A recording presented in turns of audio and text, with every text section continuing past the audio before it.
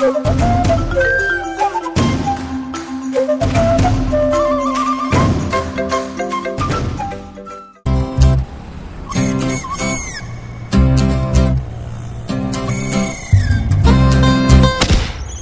பாரு பட்டாசு அடிக்கிறாங்க. ஒரு தாத்தா செத்து போயிட்டாரா, அதனால தானே அடிக்கிறேன். உங்களுக்கும் தாத்தா இருக்காரா? இருக்கா. வீட்டுல பெரிய ராக்கெட் இருக்கா, பழசே வெடிக்கலாமா?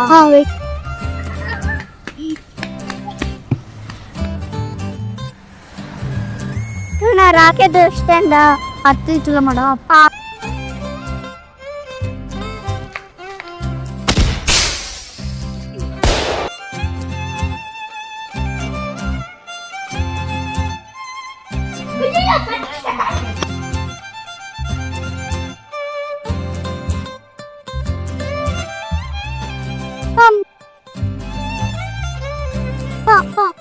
அந்த ராக்கெட் எரியுதுப்பா. எங்கப்பா எரியுது? இந்த கப்பு பண்றீங்க.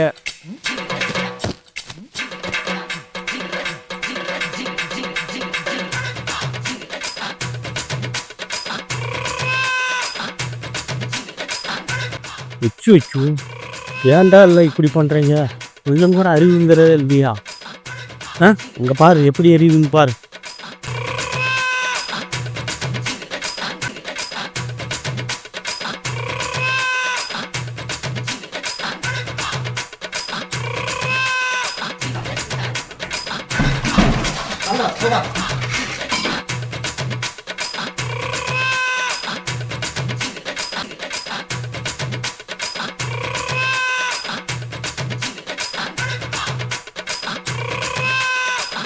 அறிவு கொஞ்ச நாள் உங்கடா எல்லாம் இது பண்றீங்க.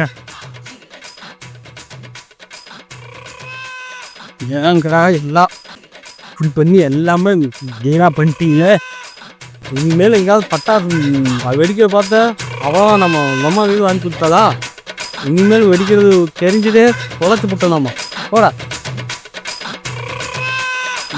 வெடி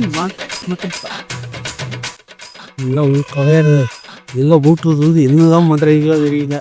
எப்படா ஒரு காய்ச்சி போற கொஞ்சம் யோசிச்சு பொறுமையா சொல்லுங்கம்மா.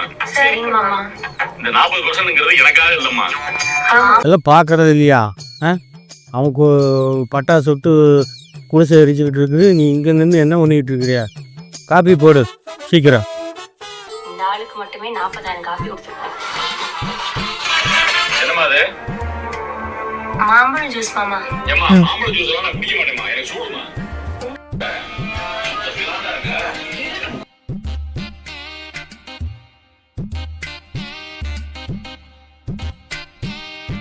கேஸ் சும்மா இருக்குது.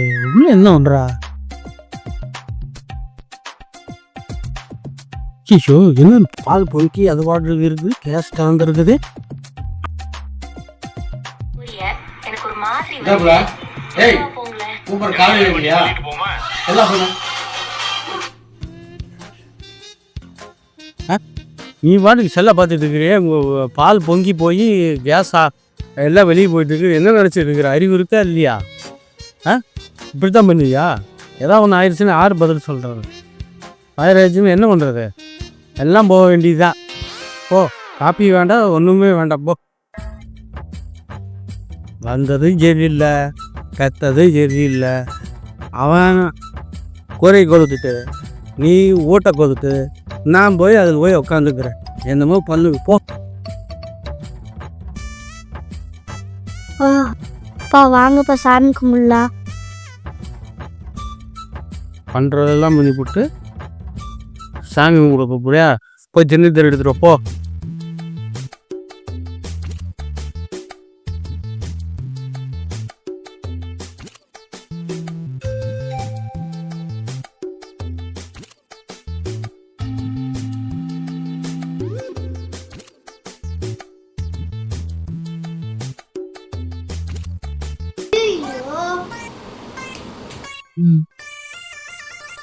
கரும்பு அடிக்குது.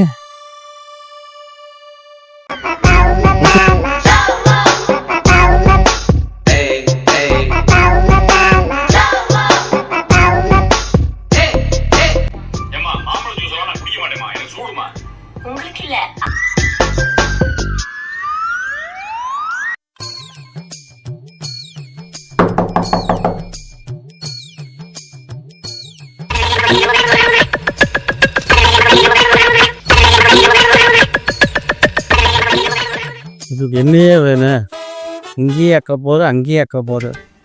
கோயிலுக்கு ஏதாவது டொனேஷன் வேணுமா சொல்லுங்க. உங்கள் பேர் என்னங்க?